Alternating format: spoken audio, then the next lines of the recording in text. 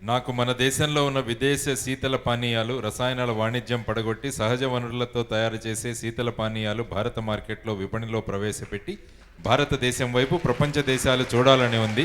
సందేశం ఇవ్వండి. శ్రీనివాస్ గారు అడిగారు. నేను అదే చెప్పాను, ఏంటంటే మనం చేసే ప్రతి పని మనతో మొదలు పెడతామంటాను నేను.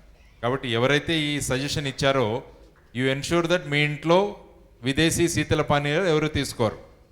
మీ ఇంటికి వస్తే ఎవరికి విదేశీ శీతల పానీయాలు ఇవ్వరు. కాబట్టి అది నెమ్మదిగా ఒక స్ప్రెడ్ అయ్యి సమాజంలో ఒక ఇదిగా వ్యాపిస్తుంది అనమాట. కాబట్టి మనం చెప్పే ప్రతి విషయం మనం పాటించగలిగితే అప్పుడే మార్పు మొదలవుతుంది అనమాట. దట్స్ వై మహాత్మా గాంధీ గారే చెప్పారు be the change what I want to see in the society.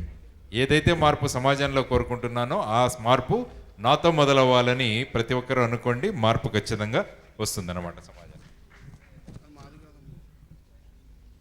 మన దేశంలో ఎన్నికలు లేకుండా నాయకులను ఎన్నుకోవడానికి మార్గం లేదా? ఎందుకంటే ఎన్నికల ముందు ఒక మాట, గెలిచిన తర్వాత ఒక మాట మారుస్తున్నారు. ఈ రాజకీయం బాగలేదు. అందుకనే అబ్దుల్ కలాం గారు రాసిన పుస్తకం గురించి చెప్పాను నేను, అడ్వాంటేజ్ ఇండియా అని. దాంట్లో ఏమన్నారంటే ఆయన, ఎలాగైతే మీరు నోటా బటన్ పెట్టి ఓటర్స్ను ఎంపవర్ చేస్తున్నారో అలాగే నెక్స్ట్ స్టేజ్ ఏంటంటే the vote to recall facility.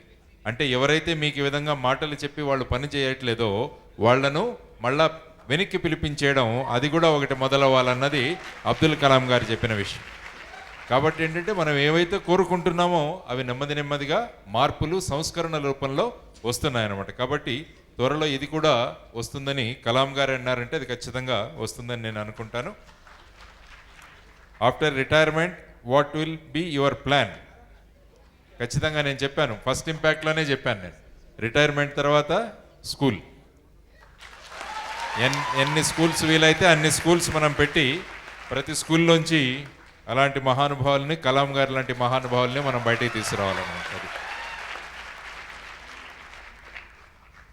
నేను మిమ్మల్ని గమనించాను, పెద్దవారు వల్లభ్ గారు మరియు సునీల్ కుమార్ గారు మాట్లాడేటప్పుడు మీరు నోట్స్ ప్రిపేర్ చేశారు. ఈ ప్రోగ్రాంకు గంపా గారు చెప్పే కానీ మేము నోట్స్ తీసుకురాలేము.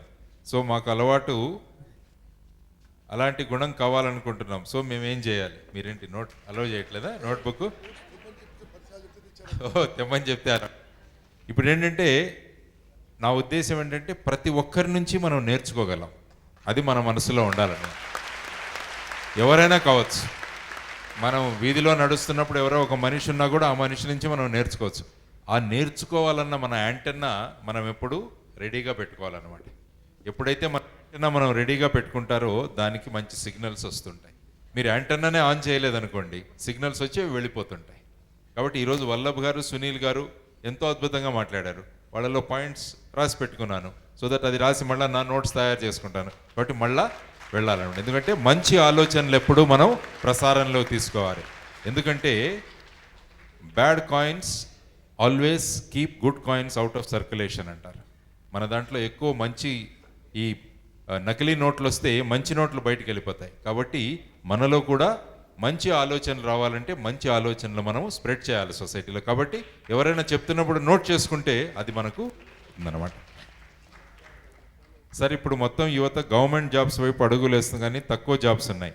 వాళ్ళ నాలెడ్జ్తో వాళ్ళు కుల వృత్తిని కానీ అగ్రికల్చర్ని కానీ డెవలప్ చేస్తే ఎంతో బాగుంటుంది. వెరీ గుడ్ సజెషన్ అమ్మా, సంబడీ హ్యాస్ గివెన్. అందుకనే నేను చెప్పాను, ఆ యూత్ ఎంపవర్మెంట్లో one of the important things is agricultural youth empowerment. ఎందుకంటే I said the culture of India is agriculture. కాబట్టి మళ్ళీ మనం అగ్రికల్చర్ దిశగా మనం వెళ్ళగలగాలి. ఏదైతే ఒక చిన్న గ్రామం మేము అడాప్ట్ చేసుకున్నామో చిన్న మందడి అని, అందులో కూడా అగ్రికల్చరల్ విషయంగా మనం ఏం చేయగలదన్నది మా పరిశోధన. అదేవిధంగా అక్కడ చదువుకున్న పిల్లల్ని కూడా మళ్ళా ఈ వ్యవసాయం వైపు మనం తీసుకెళ్తే ప్రతి ఒక్కరూ గర్వంగా చెప్పుకోగలిగాలి, నేను వ్యవసాయం చేస్తున్నానని. కాబట్టి వ్యవసాయానికి కూడా మనం ఆ స్థాయిని మనం తీసుకురావాలి. అది తీసుకొచ్చినప్పుడే రియల్గా మన భారతదేశం అభివృద్ధి చెందుతుంది. ఎవరైతే ఈ విధంగా ఈ భావనలతో గనక మనం పని చేయగలిగితే ఖచ్చితంగా అగ్రికల్చర్కి అద్భుతమైన భవిష్యత్తు ఉంది అని నేను చెప్తానన్నమాట. సార్, నిజాయితీగా పనిచేయాలంటే చాలా ఒత్తిళ్ళు ఉంటాయి కదా, మీరు వాటిని ఎలా ఫేస్ చేశారు? మీ పర్సనల్ లైఫ్లో మీరు వెళ్ళిన మీకు ఎప్పుడు ఇబ్బందులు ఎదురవ్వలేదా? ఎస్, మనం ఒత్తిడి అనుకుంటే ఒత్తిడి అనిపిస్తుంది, అది మన మీద ఆధారపడి ఉంటుంది. ఏదైతే మన మీద ఒత్తిళ్ళు జరుగుతాయో వాటి గురించి మనము ఆలోచించకుండా ఉంటే మనకేమీ ఏది ప్రాబ్లం ఉండదన్నమాట. ఈ ఇప్పుడు నేను మహారాష్ట్రలో కానీ ముంబైలో కానీ పని చేస్తున్నప్పుడు ఎవరో ఒకరు ఈ పని ఆ పని చెప్తుంటారు.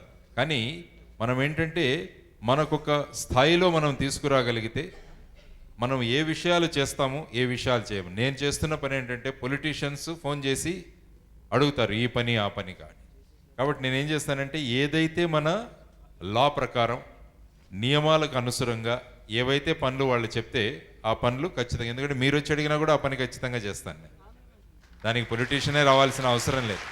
సర్వసాధారణ మనిషి కూడా వచ్చి ఈ పని చేయాలంటే అది నియమం ప్రకారం, అదేవిధంగా లా ప్రకారం కరెక్ట్ అయితే చెప్తాను. కాబట్టి పొలిటీషియన్స్కు వాళ్ళు 5 పనులు చెప్పారనుకోండి, అందులో 4 యాజ్ పర్ లా ఉంటాయి, 1 యాజ్ పర్ లా ఉండదు.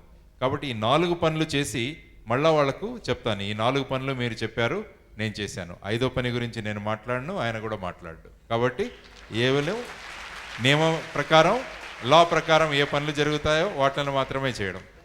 కాబట్టి మన గురించి కూడా వాళ్ళకి తెలుస్తుంది అనమాట. అంటే ఈ మనిషి యాజ్ పర్ లా ఉంటేనే చేస్తాడన్న మెసేజ్ వాళ్ళకి వెళ్తే నెక్స్ట్ టైం నుంచి ఓన్లీ అలాంటి పనులు మాత్రమే మనకు చెప్తారు. నేను అలా చేయకుండా లా ప్రకారం ఉన్న పనులు చేయకుండా లా ప్రకారం కాని పనిని చేస్తే అటు సైడ్ నుంచి అన్నీ అటువంటి పనులే చెప్పబడతాయి అన్నమాట. కాబట్టి మనం ఎలా ఉన్నామో దాన్ని బట్టి మనల మీద ఒత్తిడి వస్తుంది. ఒత్తిడి అనుకోలేదు, it is a part of your job. ఇప్పుడు ఫర్ ఎగ్జాంపుల్ ఎలక్ట్రిసిటీ బోర్డులో పనిచేస్తున్న లైన్ మ్యాన్, నేను పైకి ఎక్కితే నాకు కరెంటుకి షాక్ కొడుతుందేమో అని వెళ్ళకుంటే ఎలాగండి? జూలో కూడా పనిచేసే వ్యక్తి వెళ్ళి ఆ క్రూర మృగాలకి ఆహారాన్ని అందించాలి. ఎప్పుడైనా ఆ పులికి ఏదైనా అనిపించి ఇతన్ని కూడా చేయొచ్చు. కాబట్టి నేను లోపలికే వెళ్ళనంటే ఎలా అవుతుంది? కాబట్టి ప్రతి వృత్తిలో కూడా ఇటువంటి వాటిని ఆక్యుపేషనల్ హజార్డ్స్ అంటారు, వృత్తిపరమైన ఇబ్బందులు. దాన్ని మీరు ఎలా ఫేస్ చేస్తారన్నది ఇటువంటి కార్యక్రమాల ద్వారా మీలో ఆత్మవిశ్వాసం, వల్లభ్ దాస్ గారు చెప్పారు, self confidence is very very important. ఎప్పుడైతే మనలో ఆత్మవిశ్వాసం పెంచుతామో ఎటువంటి వీటిలకు లొంగాల్సిన అవసరం మనకు రాదన్నమాట. రియో ఒలింపిక్స్ పథకం ఇప్పటి వరకు రాకపోవడానికి గల కారణం చెప్పండి సార్. అంటే ఏమవుతుందంటే మన దేశంలో స్పోర్ట్స్ నేను కెరియర్ చేసుకున్న తర్వాత నేను అందులో కంటిన్యూ అవ్వగలనా లేదా అన్నది ఒక మన స్పోర్ట్స్ మెన్లో ఒక రకమైన డౌట్. ఎందుకంటే మన దేశంలో చూస్తే మెజారిటీ మనం మిడిల్ క్లాస్ వాళ్ళు. మిడిల్ క్లాస్ మనకి ఎప్పుడు సెక్యూరిటీ అవసరం అన్నమాట.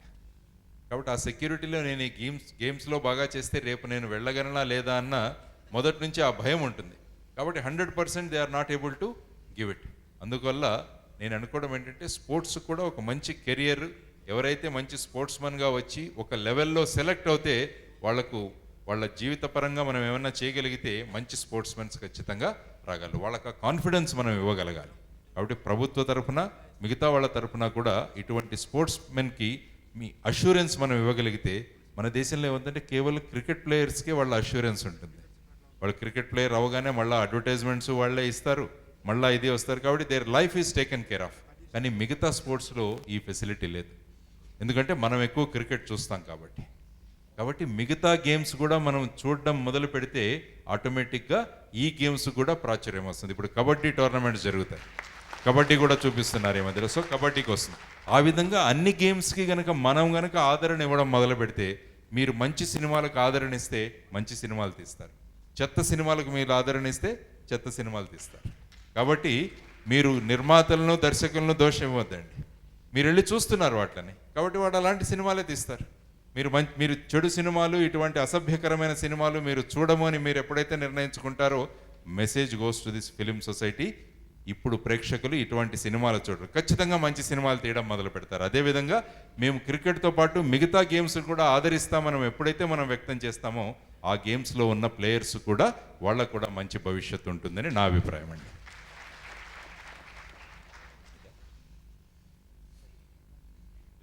ఎప్పుడు వరకట్న సమస్య పోతుంది, ఇక్కడ ఉన్న యూత్తో కట్నం తీసుకోను అని లక్ష్మీనారాయణ గారి దగ్గర promise చేయించగలరా please? Very good.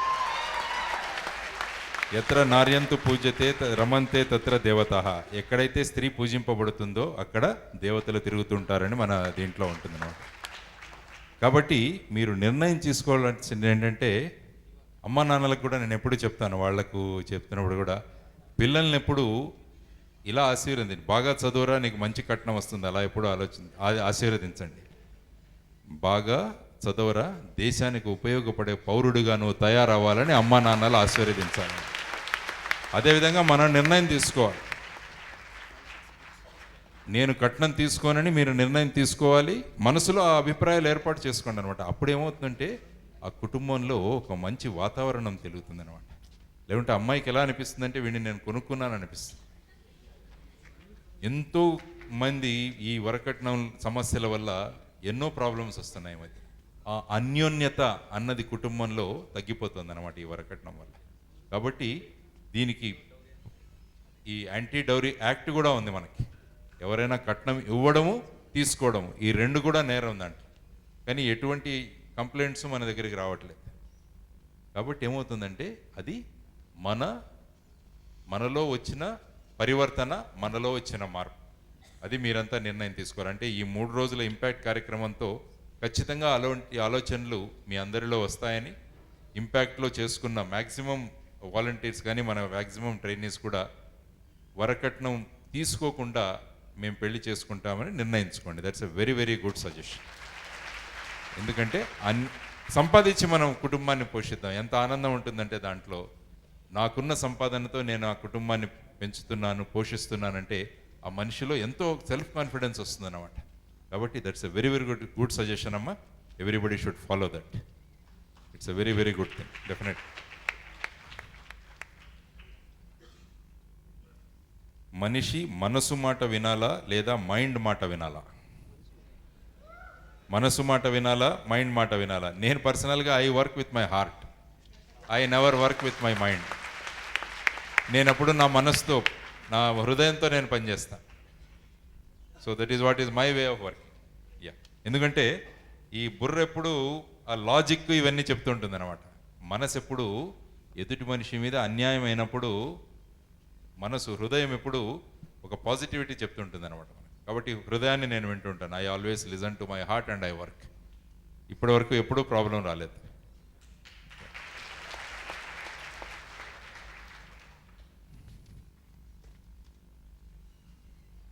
What is the difference between good man and great man? What is the difference between truth and dharma? ఇప్పుడే ఆ ఉదాహరణ ఇచ్చాను కదా నేను, ఆ యుధిష్ఠిరుడు కర్ణుడు దాని గురించి చెప్పింది ఏంటంటే, ఖచ్చితంగా యుధిష్ఠిరుడు అక్కడ ధర్మం చేశాడు, కానీ ఇక్కడ కర్ణుడు ఏం చేశాడంటే whatever he does it with love. ఎందుకంటే it's a passion. What is the difference between good man and great man? Good man and great man ఏమంటారు? What is the difference? Good man and great, మహనీయుడు, గొప్పవాడు.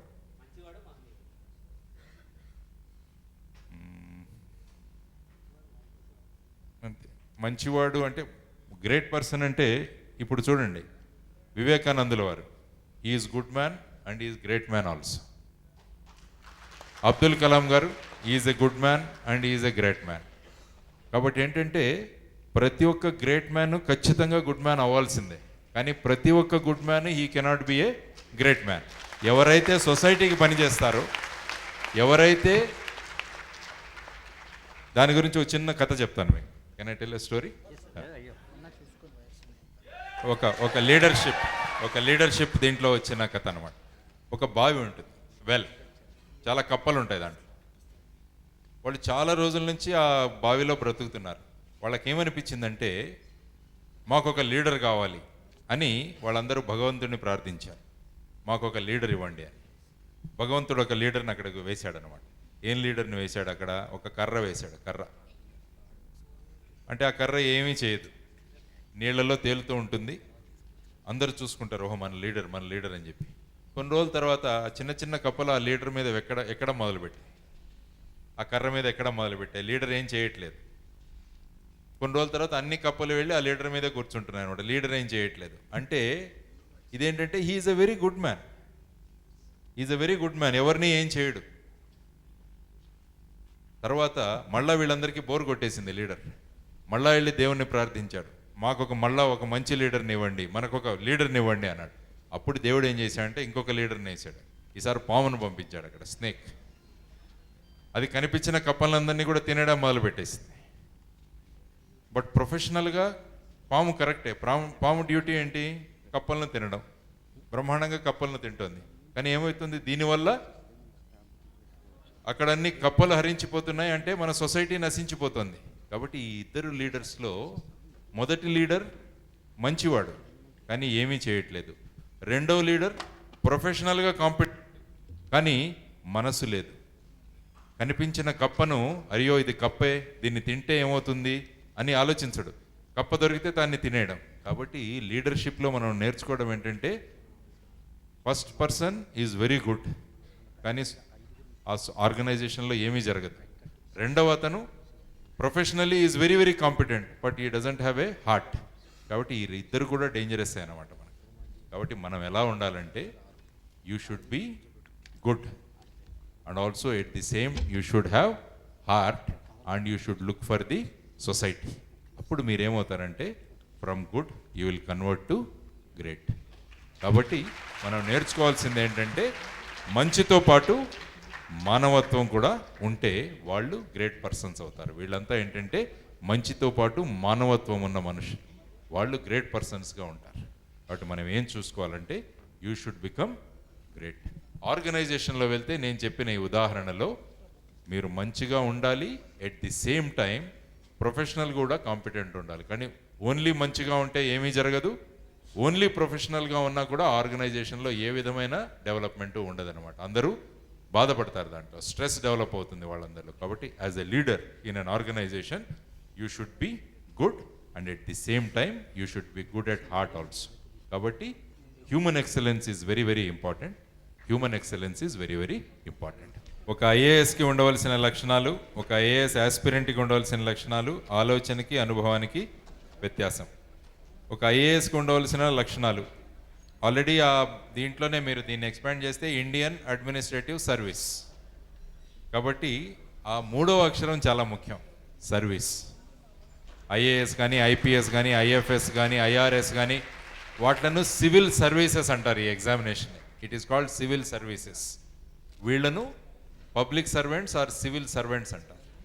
కాబట్టి ముఖ్యంగా ఉన్న లక్షణం ఏంటంటే ఈ అన్ని సర్వీసులు వాళ్ళకి కావాల్సింది you have to presume or you have to think that you are a servant. నువ్వు ఒక సేవకుడివి అన్నవి మొదటి నుంచి ఆ భావనలు నీతో ఉండాలన్నమాట. ఎప్పుడైతే మనం సేవకుడమి అన్న భావనలు వస్తే మన దగ్గరికి ఎవరైతే వస్తున్నారో వాళ్ళు మన మాస్టర్. ఎందుకంటే ప్రజలు ట్యాక్సులు కడితే ఆ ట్యాక్సుల నుంచి ఈ సర్వీసులకు శాలరీస్ వస్తాయన్నమాట. కాబట్టి ఏంటంటే మనం ఇంటిలో ఎలాగైతే ఎవరినైనా ఒక సర్వెంట్గా పెట్టుకుంటామో మీరు మాస్టర్, కాబట్టి సర్వెంట్, మీరు శాలరీ ఇస్తున్నారు, ప్రజలు పాలకులు. కాబట్టి ఈ సివిల్ సర్వీసెస్లో ఉన్న వాళ్ళంతా వాళ్ళు సేవకులు అని, నేను సేవకుణ్ణి అన్నది మొదటి కావాల్సిన లక్షణం. నా దగ్గరికి ఎవరైనా వస్తున్నారంటే అతను నా యజమాని అన్నది ఆ భావనలో మొదట ఉండాలి. తర్వాత ఒక ఐఏఎస్ ఆస్పిరెంట్కి ఉండాల్సిన లక్షణాలు, సేవకుడిగా నేను ఎలా తయారవ్వాలన్నది ఇప్పటి నుంచే మొదలు పెట్టాలన్నమాట. అది ఐఏఎస్ ఆస్పిరెంట్కి కావాల్సిన లక్షణం. తర్వాత వెళ్ళిన తర్వాత ఆ పరీక్షలో ఉత్తీర్ణులైన తర్వాత ఒక ప్రదేశానికి మనం పోస్టింగ్ వెళితే ఆ ప్రదేశంలోంచి మీరు వెళ్ళిపోయిన తర్వాత కూడా 20-25 సంవత్సరాలకు కూడా మిమ్మల్ని ఒక దేవుడిగా, ఒక దేవతగా ప్రజలు గుర్తుపెట్టుకోవాలన్నమాట. ఇది మీకు కావాల్సిన లక్ష్యం. మీ ఆఫీస్కి ఎవరైనా వెళ్తున్నారంటే నేను వీళ్ళ ఈ ఆఫీసర్ దగ్గరికి వెళ్తున్నానని ఎవరు చెప్పకూడదు. ఒక మనిషి, ఒక మానవత్వం కలిసిన మనిషి దగ్గరికి నేను వెళుతున్నానని వాళ్ళు చెప్పగలగాలన్నమాట. అటువంటి మానవత్వము, అటువంటి మంచితనము మనలో ఉండాలి. అప్పుడే ఈ సర్వీసెస్లో చేరిన ఇదవుతుంది. అదర్వైజ్ ఈ సర్వీసెస్లో చేరి ఏమాత్రం ఉపయోగం ఉండదన్నమాట. డబ్బులు సంపాదించాలని ఎవరు ఈ సర్వీసుల్లోకి రావద్దు. సేవ చేయాలన్న భావనలు ఎవరికైతే ఉంటాయో వారు మాత్రమే ఈ సర్వీసుకు రండి. ఎందుకంటే ఈ సర్వీసుల్లో అవినీతిలో మునిగిపోతే దేశానికి ఎంతో ప్రమాదం. కాబట్టి ఈ పదవుల్లో వచ్చి అవినీతికి చేసే వాళ్ళ వల్ల దేశానికి ఎంతో ప్రమాదం ఉంటుంది. కాబట్టి అటువంటి ఆలోచనలో ఉన్న వాళ్ళు ఎవరు వస్తే అటువంటి వాళ్ళు ఈ అవినీతికి పాల్పడితే వాళ్ళు దేశద్రోహం చేసినట్టే అనమాట. అంత ఘోరమైన ఇది వస్తుంది మనకు. కాబట్టి ఎవరైతే ఈ ఆస్పిరెంట్స్ ఉంటారో వాళ్ళు మనం దేశాని కోసం సేవ చేస్తున్నాం. ఎందుకంటే శాలరీలు బ్రహ్మాండంగా ఇస్తున్నారు. ఇప్పుడు మొన్నే 7th పే కమిషన్ కూడా మీరు చదివి ఉంటారు. కాబట్టి 7th పే కమిషన్ వచ్చిన తర్వాత నాకు నెలకు ఆల్మోస్ట్ 2 లక్షల రూపాయలు వస్తుంది. నాకు రిటైర్ అవుతే నాకు 1 లక్ష వస్తుంది. చూడండి, ఇంత మంచి శాలరీలు ఇచ్చి, ఇల్లు ఇచ్చి, ఒక వెహికల్ ఇచ్చి, ఈ విధంగా ఇస్తున్నప్పుడు మళ్ళా అవినీతికి ఎందుకు పాల్పడాలి చెప్పండి? అంటే ఆ బేసిక్ వాల్యూస్ ఎక్కడో దెబ్బతిన్నాయన్నమాట. ఆ ఎంపవర్మెంట్ టైంలో మొదటి చెప్పాను నేను, ఆ మోరల్ ఎంపవర్మెంట్ ఏదైతే ఉందో అది ఎక్కడో దెబ్బతినింది. అదేవిధంగా ఆ సెల్ఫ్ ఎంపవర్మెంట్ అది కూడా ఎక్కడో దెబ్బతింది. ఇలాంటి దెబ్బతిన్న వాళ్ళు ఇలాంటి ముఖ్యమైన సర్వీసులకు వస్తే దేశానికి ఎంతో హానికరం. కాబట్టి మనం ప్రజలకు సేవ చేయాలన్న లక్షణాలతో కనుక మీరు రాగలిగితే ఖచ్చితంగా ఇటువంటి సర్వీసులు ఏవీ లేవు దేశంలో. కాబట్టి ఖచ్చితంగా రండి ఈ సర్వీసులు. కానీ వచ్చిన తర్వాత దేశానికి ప్రజలకు సేవ చేయండి. ఈ లక్షణాలు మీలో ఉండాలన్నమాట. నేను మీ పొజిషన్లో ఉండాలి అంటే ఏం చేయాలి? You are free. మా పొజిషన్లో రావడానికే ఈ ప్రతిసారి ఎగ్జామ్స్ కండక్ట్ చేస్తున్నారు. తర్వాత వచ్చేసి ఈ విధమైన ఎవరైనా రావచ్చు ఈ పొజిషన్లో. బ్యూటీ ఏంటంటే ఎవరైనా రావచ్చు. మొన్న ఒక కుర్రవాడిని నేను జాల్నా అని మా మహారాష్ట్రలో, వాళ్ళ నాన్నగారు ఆటో రిక్షా డ్రైవర్, వాళ్ళ ఇంట్లో అబ్బాయి అన్సారీ, ఆ అబ్బాయి పేరు. ఎన్నో సమస్యలు ఉన్నాయి ఆ అబ్బాయికి. ఇంట్లో ఫ్యామిలీ సమస్యలు కానీ, మళ్ళా ఇంట్లో మిగతా సమస్యలు కానీ, పేదరికం కానీ, ఇవన్నీ ఉన్నాయి. కానీ ఆ అబ్బాయి ఎంతో పట్టుదలతో పూనాలో వచ్చి చదువుకొని BA డిగ్రీ ఫెర్గ్యూసన్ కాలేజీలో చదివి మొదటి అటెంప్ట్లో 364 ర్యాంక్ తెచ్చుకొని ఇప్పుడు వెస్ట్ బెంగాల్లో IAS సెలెక్ట్ అయ్యాడు అనమాట. చూడండి అది. కాబట్టి ఏంటంటే ఆ చెయ్యాలన్న తపన, ఆ విధమైన ఒక లక్ష్యం. అందుకనే స్వామి వివేకానంద అంటారు, జీవితంలో ఒక గోల్ పెట్టుకోండి.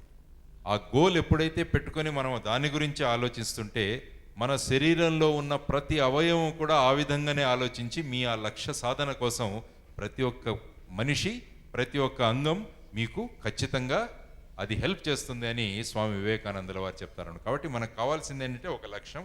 ఆ లక్ష్యానికి ఎందుకు వెళుతున్నాం అన్నది కూడా మనసులో ఇది ఉండాలన్నమాట. ఎందుకు వెళ్తున్నాను, ఈ సర్వీసెస్లో ఎందుకు రావాలనుకుంటున్నాం? ఖచ్చితంగా సేవే ధర్మంగా మీరు పెట్టుకొని రాగలిగితే ఖచ్చితంగా ఏ పొజిషన్ లైన్లో కూర్చోదు. మీరు వెళ్ళి రాష్ట్రపతి కూడా అవ్వచ్చు, మీరు ప్రధానమంత్రి అవ్వచ్చు. ఎందుకు కాకూడదు? Why can't you become a prime minister? Why can't be a president? కావచ్చు. మీలో అన్ని లక్షణాలు ఉన్నాయి.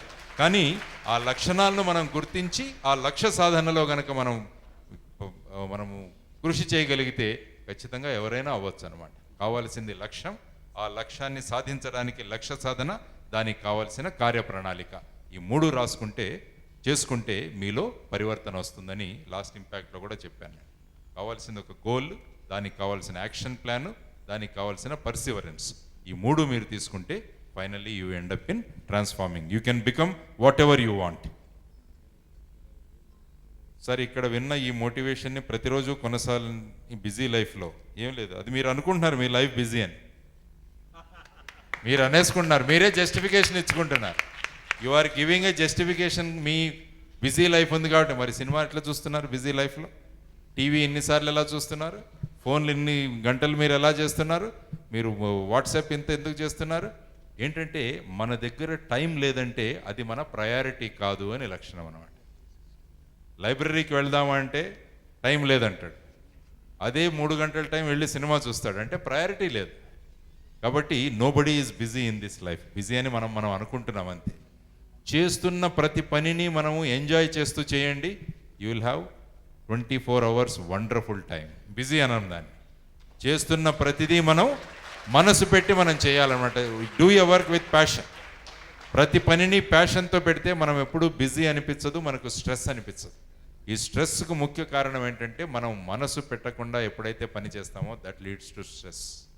ఎప్పుడైతే మనసు పెట్టి మనం పని చేస్తామో ఎంత కష్టమైన పని అయినా కూడా దాన్ని ఇష్టమైన పనిగా మారుతుంది అనమాట. కాబట్టి కష్టపడి చదవకండి, ఇష్టపడి చదవండి. కేవలం మార్కుల కోసం చదవకండి, మార్పుల కోసం చదవండి. ఇది మనకు కావాల్సిందనమాట. కేవలం మార్కుల కోసం చదివి మార్పులు మీలో రాకుంటే దానివల్ల ఏ విధమైన ఉపయోగం ఉండదన్నమాట. కాబట్టి nobody is busy in this life. You have 24 hours కాదు, 84,200 seconds మీకు ప్రతిరోజు ఉంటుంది. So treat it like that.